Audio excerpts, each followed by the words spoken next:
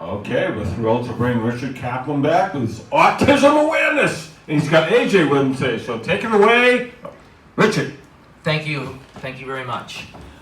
This week I want to focus on the caregivers of autistic people, mainly children and young adults, and how through social interaction, mainly through the autistic perspective of coding, can we penetrate their minds and open up their social capabilities more. Joining me is Ayel Kashani from Vineland, New Jersey, who I've known for quite some time. His brother is Tyler. Tyler is an autistic adolescent. He is extremely smart, minutely social, but incredibly intelligent in regards to the way he interprets the world around him. And I'm going to let Ayel explain. Ayel? Hey, good afternoon, guys. Well, first of all, let's take this back a bit, because when Tyler was very young, when he was a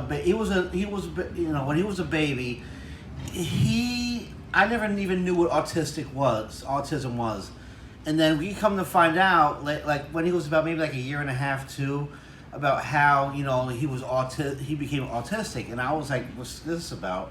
So over the years, I started to understand more and more about the autism world and, how, it developed. And basically, like when he was a youngster, he was very hard to handle. I mean, he would always escape, he was always, acting out.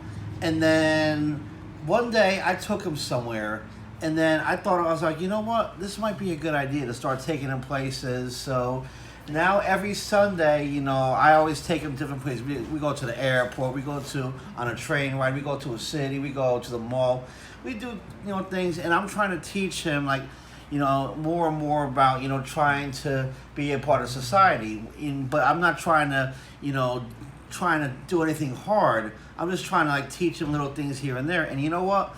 Right now, I can actually trust him. Like, if I was to go into a room somewhere, I would say, stay put, and I'll be back in like 2 minutes. Perfect example. I took him to Boston about 2 years ago. I took him on a trip to Boston, and he was about 15 at the time. And we were at the hotel, so I went down for a cocktail, and I told him, I was like, stay put, you can watch TV, drink, eat, whatever, there's stuff for you, but do not leave the room. I come back later, about like a half hour, 45 minutes later, he was lying in bed, just watching TV. That's how that's what shows me that I have trust with him, because he knows that if he messes up, I'm not taking him anywhere. So he gets, he and I have an understanding to where, I take him places, I open him up more into society, I bring him around my friends, I bring him around my people, and he loves it. He enjoys it. So now, of course, I know how smart he is. I mean, he's extremely, extremely intelligent. And I'll give you an example. Years ago, I used to pick him up from his program, and we'd stop at Walmart and, to get a couple things for the house. And then we'd come home, and I would bring the stuff, and I would tell him to go give the credit card to my mother. Big mistake, because he would memorize the 16-digit on the front, the date, and the 3-digit code on the back, and he would start ordering things. Okay, I got a call one day. Yes, he would order a school bus. He would order flying lessons. He would order a Cadillac Escalade. He moved $50 from my mom's credit card account to a Dunkin' Donuts account. I mean, yeah, this kid. I mean, and one day I took him to the air show at McGuire Air Force Base, and Richard Kaplan happened to be there, and we were talking. I don't know if Rich was with us or if he was somewhere else, but I was talking to the guy in the jump seat, and Tyler was, sitting there, playing around with controls. Well, next thing you know, Mr. Tyler tapped me on my shoulder, and I was like, what? And he's pointing at the engine starters, and he said, GTA. And I'm like, oh no. He wanted he wanted to start those engines of that airplane. It was a KC-135. He wanted to start that and just not steal, but just like fly around. He wanted to get under, just go fly around. And I'm just like, Tyler, I don't think the Air Force would like that. Especially with the people around. That would not be a good idea. Yeah. So I believe what we witnessed in these incidents is coding. It's a term used by neurologists for years. Rain Man was evident of the coding process, where autistic people, like a computer, they have a system of codes in their brain for which they socialize with. They socialize through coding rather than talking. If they do talk, it's very brief, but it's the coding that makes them who they are and defines their methods of communication. Right. In Tyler's case, like a computer, the binary code is 010101.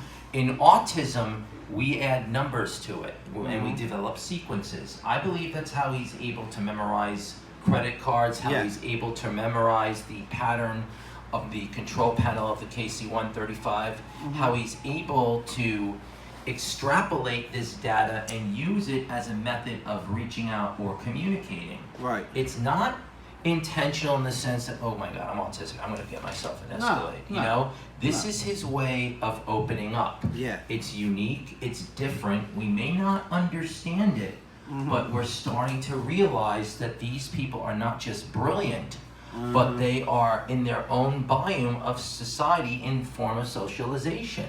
And to open them up, the best method, and I've noticed AL using it constantly, is finding a common ground, a hobby, in this case aviation. When I first met Tyler, I have tons of videos on my YouTube of airports.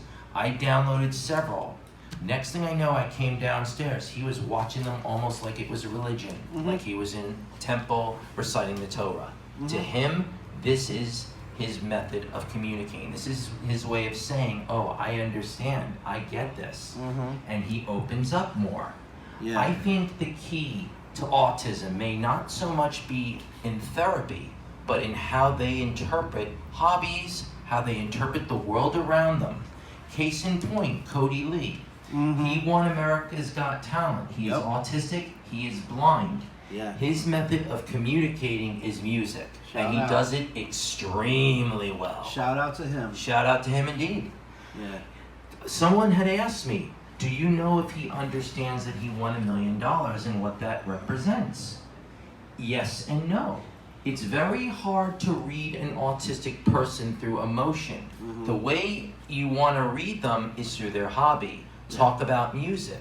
Open them up to what they've accomplished. They'll open up to the reality around them. Oh my God, I just did something extraordinary. Yep. And before you know it, they're starting to talk more. Yeah, and another thing about Tyler is that if you're doing something, he will come in there and he will stare and process. And you have to actually just take a look at him and say, what are you doing? And he'll be like, no.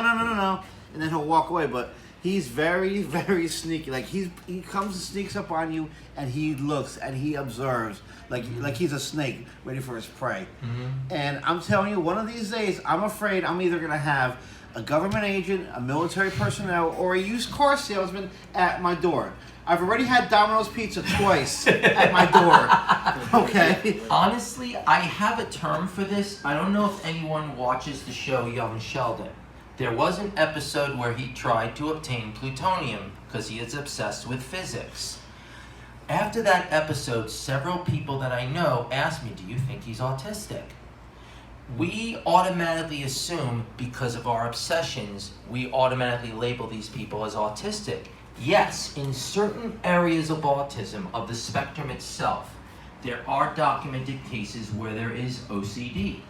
My best example is myself. I position all of my airplanes the exact same direction, same angle, same point. If someone moves one of my airplanes, I freak out. That is a very strong indicator that there is a part of the spectrum that is being applied here. Autism is a very, very massive, broad illness that we are only now beginning to understand. In time, through research, through these walks for charity that we see, we will crack the puzzle code once and for all and find that missing piece and be able to once and for all find methods of communication. In Tyler's case, aviation is that method. Reading credit card numbers, as weird and as frightening as that may be, is his method. Everyone has a different way. And some may be frustrating, some may be complex, but at the end, isn't that what autism technically is to the autistic person? They are frustrated. They are trying to communicate, but are unable to do it the way we do. Right. So they have to use a different method. We may not completely understand that different method, but if we take the time to actually learn what they are truly all about, we will crack that code and we will form a bond of communication that they can ultimately understand. Right. Do you agree? Oh, absolutely. I agree 100%. And like I said, right now he is so much easier now because I kept working with him over the years and I kept building his trust with him. Now, every time I go somewhere, he wants to come.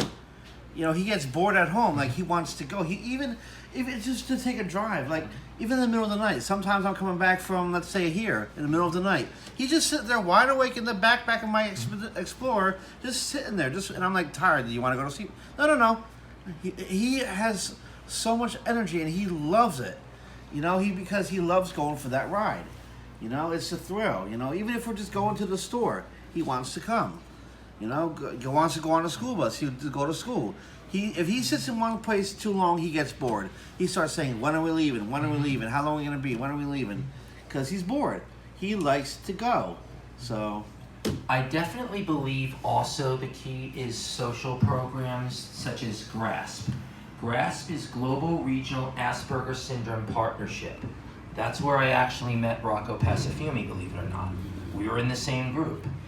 It is very important that groups like this exist because it opens horizons and comprehension of just what autism is, whether it's be Asperger syndrome, low functioning autism, high functioning autism, regardless of the level.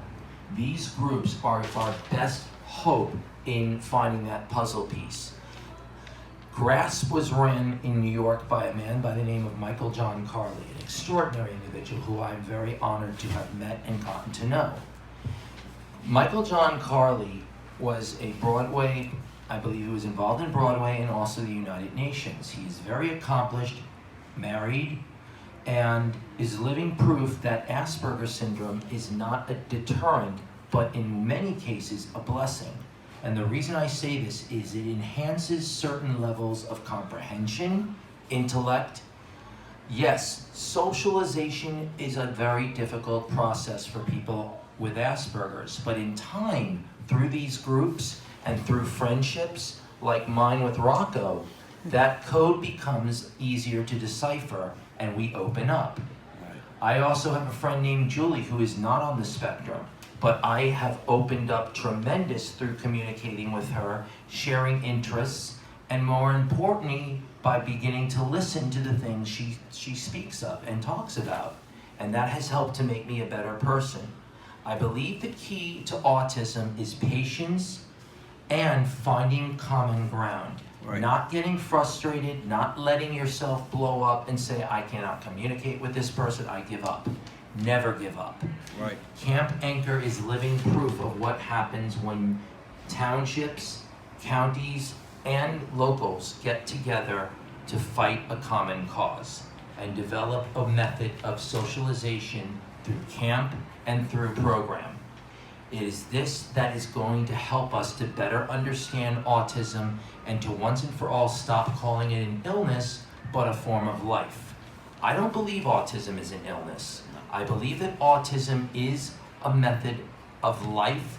It is a neurological ailment, but it's an ailment that gives these people a very different perspective of intellect, communication, psychiatric and psychological, but most important, neurological. As they get older, they become more aware of things around them through that interaction. In the case of Tyler, I've witnessed the interaction. It's extremely strong. He is very loved by his family, not just AJ, although AJ spends the most time with him.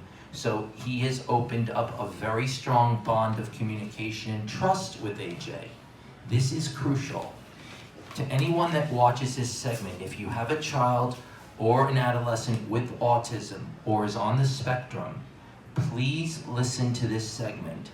It will help you to better understand that the best way to communicate isn't always through yelling or frustration, but sharing in their passion, sharing in their hobbies, and most importantly, sharing in what they believe in. Even if you may not agree with it, it will open trust between you and the autistic individual, and through that trust will come that bond of communication. It is for this, I believe, that puzzle piece will be found, and very likely within this decade or the next. What do you think? Agreed, 100%. And just gotta keep working with him, show him love, and just keep moving forward. There's one more thing I want to say. Yeah, go ahead about the missing person. Yes. Absolutely. Look at this picture. This little 5-year-old girl's name is Dulce Maria Alvarez, and she's from Bridgeton, New Jersey, and she was disappeared last Monday.